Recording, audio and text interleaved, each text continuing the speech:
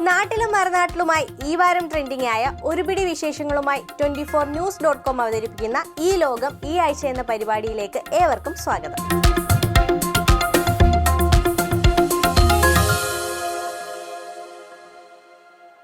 ജനനായകൻ എന്ന ചിത്രത്തിലൂടെ ദളപതി വിജയ് തന്റെ സിനിമാ ജീവിതം അവസാനിപ്പിക്കുകയാണ്.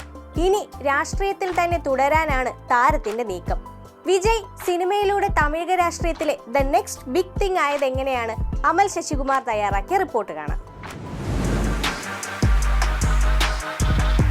തമിഴ് മക്കളുടെ ദളപതിയാകാനും വരാനിരിക്കുന്ന തെരഞ്ഞെടുപ്പിൽ ഒരു മുഖ്യമന്ത്രി പോലും ആയേക്കാവുന്ന സാധ്യതയിലേക്ക് എത്തിച്ചേരാനും വിജയ് സ്വീകരിച്ച രണ്ട് തന്ത്രങ്ങളുണ്ട്.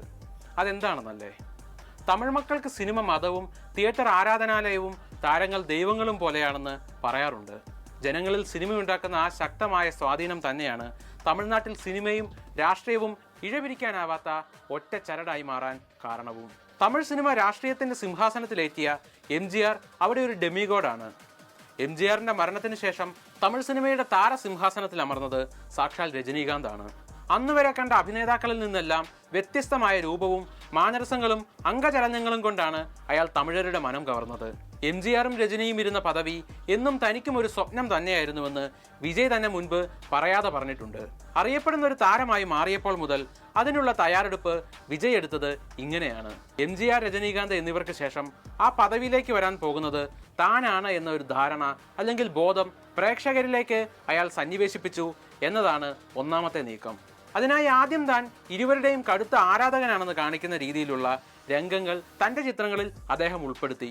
MGR നേരിട്ട് വന്ന് അനുഗ്രഹിക്കുന്നതും രജനിയുടെ പോസ്റ്ററിന് മുന്നിൽ വിജയ് നിൽക്കുന്ന രീതിയിലുള്ള ഷോട്ടുകളും രജനിപ്പടം വിജയ് തിയേറ്ററിൽ കാണുന്ന രംഗങ്ങളും തന്റെ ഗാനങ്ങളിൽ തനിക്ക് രജനിയുടെ രൂപമുണ്ടെന്നും താൻ അദ്ദേഹത്തിന്റെ അനുജനാണെന്നും പറയുന്ന വരികൾ എന്നിവയൊക്കെ അദ്ദേഹം തന്റെ സിനിമകളിൽ ചേർക്കുകയായിരുന്നു. വിജയുടെ ചില ഗാനങ്ങളിൽ ഇരുവരെയും ഒരുമിച്ച് ചേർത്ത് താൻ അവരുടെ ശിഷ്യനാണെന്നും വിജയ് പറയുന്നുണ്ട്. മാത്രമല്ല MGRന്റെ ചില ചിത്രങ്ങളുടെ പേരിന്റെ റൈറ്റ്സ് വാങ്ങി തന്റെ ചിത്രത്തിനായി ഉപയോഗിക്കുക, അങ്ങനെ നീളുന്നു അത്.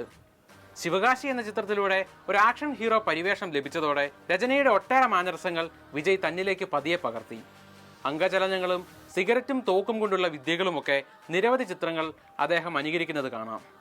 ലോകേഷ് കനകരാജിന്റെ ലിയോയിൽ പോലും അത്തരം ചില രജനി റെഫറൻസുകൾ ഉണ്ടായിരുന്നു. വിജയുടെ ട്രേഡ് മാർക്കായി മാറിയ ബബിൾഗം വായിലേക്ക് എറിയുന്ന മാനരസവും രജനിയിൽ നിന്ന് അദ്ദേഹം ഉൾക്കൊണ്ടതാണ്. രജനിയുടെ ദളപതി എന്ന ചിത്രത്തിന്റെ പേരിൽ നിന്നാണ് വിജയ് ഇളയ ദളപതി എന്ന വിശേഷണം കടമെടുക്കുന്നത്. എന്നാൽ മെർസൽ എന്ന ചിത്രത്തിലൂടെ വിജയ് ഇളയ ദളപതി അഥവാ യുവ സൈന്യാധിപനിൽ നിന്നും ദളപതിയായി മാറുന്നുണ്ട്. അപ്പോഴേക്കും തമിഴ്നാട്ടിൽ തന്റെ ബോക്സ് ഓഫീസ് പവർ രജനിക്ക് മേലേക്ക് വ്യാപിപ്പിച്ചതുകൊണ്ടോ സ്വന്തം ഐഡന്റിറ്റി തേടാൻ ആരംഭിച്ചതുകൊണ്ടോ മറ്റോ ആകാം വിജയ് പിന്നീട് തന്റെ ചിത്രങ്ങളിലൊന്നും തന്നെ രജനിയുടെ പിന്മുറക്കാരനായോ ആരാധകനായോ തന്നെ പ്രതിഷ്ഠിക്കുന്നതേയില്ല. എന്നാൽ മുഖ്യമന്ത്രി കൂടിയായിരുന്ന MGRന്റെ പിന്മുറക്കാരനാണെന്ന ബിംബത്തെ മെർസൽ മുതൽ വിജയ് കൂടുതൽ ചേർത്ത് പിടിച്ചു എന്ന് വേണം കരുതാൻ. മെർസൽ, ബിഗിൽ, മാസ്റ്റർ തുടങ്ങിയവയിൽ അത് വളരെ ശക്തമാണെന്ന് മാത്രമല്ല, കരിയറിലെ അവസാന ചിത്രമായ ജനനായകനിൽ പോലും MGR റെഫറൻസുകളുടെ അയ്യരുകളെയാണെന്നാണ് റിപ്പോർട്ടുകൾ. വിജയുടെ രാഷ്ട്രീയ പ്രവേശനത്തിനായി ഉപയോഗിക്കുന്ന ഒരു പ്രചാരണ പരിപാടി കൂടിയാണ് ഒരർത്ഥത്തിൽ ജനനായകൻ. രക്ഷകൻ. വിജയെ പ്രത്യേകിച്ചും ഇങ്ങ് കേരളത്തിൽ പരിഹസിച്ച് വിളിക്കുന്ന ഒരു പേരാണത്. ഏകദേശം എല്ലാ ചിത്രങ്ങളിലും വിജയ് ആരെയെങ്കിലും രക്ഷിക്കാനോ സഹായിക്കാനോ അവതരിക്കുന്ന ഒരു മിശിഹ ഫിഗറാണ് എന്നതാണ് അതിന് കാരണം. വിജയുടെ നിലവിലെ മുന്നേറ്റത്തിന് പിന്നിൽ അദ്ദേഹം കൃത്യമായി പ്രയോഗിച്ച രണ്ടാം തന്ത്രമായിരുന്നു അത്. സമൂഹത്തിലെ ഏതെങ്കിലും ഒരു അനീതിയെ ചോദ്യം ചെയ്യുന്ന, അതുമൂലം ദുരിതം അനുഭവിക്കുന്നവർക്ക് തുണയാകുന്ന നായകന്റെ കഥ. സൂപ്പർ താരമായപ്പോൾ മുതൽ രക്ഷകൻ ഇമേജ് ഉണ്ട് എങ്കിലും അതിനെ സോഷ്യൽ ഇൻജസ്റ്റിസുമായി ചേർത്ത് ഒരു ഫോർമുലയാക്കുന്നത് AR മുരുകദോസ് സംവിധാനം ചെയ്ത കത്തി മുതലാണ്. ഇതായിരുന്നു വിജയുടെ രണ്ടാമത്തെ വജ്രായുധം. ക്ലൈമാക്സിൽ മീഡിയയ്ക്ക് മുന്നിൽ സംസ്ഥാന കേന്ദ്ര സർക്കാരുകളെ നിശിതം വിമർശിക്കുന്ന ഒരു രംഗം കത്തിക്ക് ശേഷം ഒരുപാട് വിജയ് ചിത്രങ്ങളിൽ കാണാനും സാധിക്കും. ഏതായാലും സിനിമയെ തന്റെ രാഷ്ട്രീയ ഉയർച്ചയ്ക്കായി ഉപയോഗിക്കുന്ന ആദ്യത്തെ താരമൊന്നുമല്ല വിജയ്. MGR തന്നെയാണ് ആ കാര്യത്തിൽ വിജയ്, രജനി, വിജയകാന്ത് അങ്ങനെ എല്ലാവരുടെയും തലതൊട്ടപ്പൻ. എങ്കിലും DMK, AIDMK തുടങ്ങിയ ഭീമന്മാർ വിലസിയ തമിഴകത്തിൽ അവരുടെ തൂണുകളായിരുന്ന കരുണാനിധി, ജയലളിത എന്നിവർ കളമൊഴിയുകയും AIDMK നാഥനില്ലാത്ത ദുർബല പ്രതിപക്ഷമാവുകയും ചെയ്ത സാഹചര്യം വിജയ് വളരെ ബുദ്ധിപരമായി തന്നെ ഉപയോഗിച്ചു എന്ന് വേണം പറയാൻ. തലൈവ എന്ന ചിത്രത്തിൽ തന്റെ രാഷ്ട്രീയ മുന്നൊരുക്കം സൂചിപ്പിച്ചു എന്ന പേരിൽ ചിത്രം തമിഴ്നാട്ടിൽ വിലക്കപ്പെട്ടപ്പോൾ കൈകെട്ടി നിന്ന് വിനീതനായി ആരാധകരോട് സംസാരിച്ച വിജയ് പിന്നീട് അധികാരത്തിലിരിക്കുന്ന DMK-യെ വിറപ്പിച്ചതും AIDMK-യെ ഒരു ഇര പോലുമായി കണക്കാക്കാതെ ഇരുന്നതും കരിയറിന്റെ ആരംഭത്തിൽ ഗുരുവായി കണ്ട രജനിക്ക് മേൽ തമിഴ്നാട്ടിൽ സക്സസ് റേറ്റ് ഉണ്ടാക്കിയതും ചരിത്രം. നിങ്ങൾ ഈ ഫിൻസ്റ്റഗ്രാം എന്ന് കേട്ടിട്ടുണ്ടോ? സോഷ്യൽ മീഡിയയിലെ കൃത്രിമമായ പെർഫെക്ഷന്റെ സമ്മർദ്ദങ്ങളിൽ നിന്ന് ഒഴിഞ്ഞുമാറി യഥാർത്ഥ സ്വത്വത്തെ അടയാളപ്പെടുത്താൻ ജെൻസി കണ്ടെത്തിയ സ്വകാര്യ ഇടമാണ് ഫിൻസ്റ്റഗ്രാം. കൂടുതൽ വിവരങ്ങൾ സ്വപ്ന സുജിത്ത് നൽകും. ഇന്നത്തെ ഇൻസ്റ്റാഗ്രാം ലോകം ഒരു വിർച്വൽ മത്സരവേദിയാണ്. ഓരോ പോസ്റ്റിനും പിന്നിൽ 100 വട്ടം ആലോചിക്കുന്നവർ, ഫോട്ടോ പെർഫെക്റ്റ് ആക്കാൻ മണിക്കൂറുകളോളം എഡിറ്റിങ്ങിൽ ചിലവഴിക്കുന്നവർ, ലൈക്കുകളുടെ എണ്ണം നോക്കി സ്വന്തം സന്തോഷം അളക്കുന്നവർ. ഇങ്ങനെ പെർഫെക്ഷൻ എന്ന വലിയൊരു സമ്മർദ്ദത്തിന് നടുവിലാണ് പുതിയ തലമുറ. ഈ ശ്വാസമുട്ടലിൽ നിന്ന് മോചനം നേടാനും തങ്ങളുടെ യഥാർത്ഥ മുഖം വെളിപ്പെടുത്താനും ജെൻസി കണ്ടെത്തിയ ഒരു രഹസ്യ ഇടമാണ് ഫിൻസ്റ്റഗ്രാം അഥവാ ഫിൻസ്റ്റ. ഫേക്ക് ഇൻസ്റ്റഗ്രാം എന്നതിൻ്റെ ചുരുക്കപ്പേരാണ് ഫിൻസ്റ്റ എങ്കിലും പേരിന് വിപരീതമായി തികച്ചും റിയലായ ജീവിതമാണ് ഇവിടെ പ്രതിഫലിക്കുന്നത്. സോഷ്യൽ മീഡിയയിലെ തിളങ്ങുന്ന പ്രൊഫൈലുകൾക്ക് പിന്നിൽ നാം ഒളിച്ചു വെക്കുന്ന യഥാർത്ഥ സ്വത്വത്തെ അടയാളപ്പെടുത്തുന്ന ഒരു സ്വകാര്യ ഇടമാണിത്. സാധാരണഗതിയിൽ ഒരാൾക്ക് തന്നെ 2 ഇൻസ്റ്റഗ്രാം അക്കൗണ്ടുകൾ ഉണ്ടാകുന്ന രീതിയാണിത്. ഒന്ന് ലോകത്തിന് മുന്നിൽ പ്രദർശിപ്പിക്കാനുള്ള മിനുക്കിയെടുത്ത റിൻസ്റ്റ അഥവാ മെയിൻ അക്കൗണ്ട്. മറ്റൊന്ന് അടുത്ത സുഹൃത്തുക്കൾക്കും വിശ്വസ്തർക്കും മാത്രം പ്രവേശനമുള്ള ഫിൻസ്റ്റ. നാട്ടുകാരുടെയും ബന്ധുക്കളുടെയും കണ്ണുവെട്ടിച്ച് ആരും ജഡ്ജ് ചെയ്യില്ലെന്ന ഉറപ്പിൽ നമുക്ക് നമ്മളായി ഇരിക്കാൻ കഴിയുന്ന ഒരു സുരക്ഷിത മുറിയാണിത്. യുവതലമുറ പ്രത്യേകിച്ച് ജെൻസി തങ്ങളുടെ സോഷ്യൽ മീഡിയ ജീവിതത്തെ കൃത്യമായി 2ആയി വിഭജിച്ചിരിക്കുന്നു. മെയിൻ അക്കൗണ്ടായ ഇൻസ്റ്റ ഒരു പരസ്യ പലക പോലെയാണ്. ഇവിടെ പ്രൊഫഷണൽ ലുക്കും മനോഹരമായ പശ്ചാത്തലവും കൃത്യമായ ആംഗിളുകളും നിർബന്ധമാണ്. എന്നാൽ ഇതിന് നേർ വിപരീതമാണ് ഫിൻസ്റ്റ. ആർക്കും പെട്ടെന്ന് തിരിച്ചറിയാൻ കഴിയാത്ത യൂസർ നെയിമുകൾ ഉപയോഗിച്ച് തുടങ്ങുന്ന ഈ അക്കൗണ്ടുകൾ പൂർണ്ണമായും പ്രൈവറ്റ് ആയിരിക്കും. ഏറ്റവും അടുത്ത സുഹൃത്തുക്കൾക്കും മാത്രം പ്രവേശനം നൽകുന്ന ഈ ഡിജിറ്റൽ ഇടത്തിൽ ലോകത്തിന് മുന്നിൽ കാണിക്കാൻ മടിക്കുന്ന തങ്ങളുടെ യഥാർത്ഥ രൂപം വെളിപ്പെടുത്താൻ സാധിക്കുന്നു. ഫിൻസ്റ്റയുടെ ഏറ്റവും വലിയ ആകർഷണം അത് നൽകുന്ന ഫിൽറ്ററുകളില്ലാത്ത സ്വാതന്ത്ര്യമാണ്. ചീകി ഒതുക്കാത്ത മുടിയും ഉറക്കം തൂങ്ങിയ മുഖവുമായി എടുത്ത സെൽഫികളോ ഭക്ഷണം കഴിക്കുമ്പോൾ അറിയാതെ വന്ന തമാശ ചിത്രങ്ങളോ പരാജയങ്ങളോ ഇവിടെ സധൈര്യം പങ്കുവെക്കാം. എഡിറ്റിംഗിന്റെ ഭാരമോ ലൈക്കുകളുടെ എണ്ണം കുറയുമോ എന്ന ആശങ്കയോ ഇല്ലാതെ ജീവിതത്തിലെ അബദ്ധങ്ങളും ചെറിയ സന്തോഷങ്ങളും ഇവിടെ ആഘോഷിക്കപ്പെടുന്നു. ഡിജിറ്റൽ ലോകത്തെ പെർഫെക്റ്റ് ഇമേജ് എന്ന സമ്മർദ്ദമില്ലാതെ സ്വാതന്ത്ര്യമായി ശ്വസിക്കാനും സ്വന്തം കുറവുകളെ സ്നേഹിക്കാനും ഇത് യുവതയെ പ്രാപ്തരാക്കുന്നു. മാനസികാരോഗ്യത്തിന്റെ കാഴ്ചപ്പാടിൽ നോക്കിയാൽ സോഷ്യൽ മീഡിയ നൽകുന്ന വലിയൊരു ഭാരമാണ് ഫിൻസ്റ്റ ലഘൂകരിക്കുന്നത്.